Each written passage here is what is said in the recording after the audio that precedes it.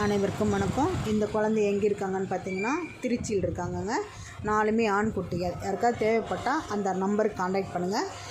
அப்புறம் இந்த இயற்கைக்கு எதிராக எதையும் பண்ணக்கூடாதுன்னு சொல்கிறவங்களுக்கு ஒன்று ஓகே, நீங்கள் சொல்கிறது ரைட்டு தான். இயற்கைக்கு எதிராக நாங்கள் எதுவும் பண்ணலை. ஆனால் இயற்கைக்கு எதிராக மனிதன் ஏன் பண்ணுறோம்? மனிதன் ஒரு குட்டி ஒரு குழந்தை 2 குழந்தை பிறந்து ஆப்ரேஷன் பண்ணுறோம் தானே. அதே மாதிரி தாங்க நம்ம மனிதர்கள் சேஃப் ஜோனில் உட்காந்துருக்கோம்.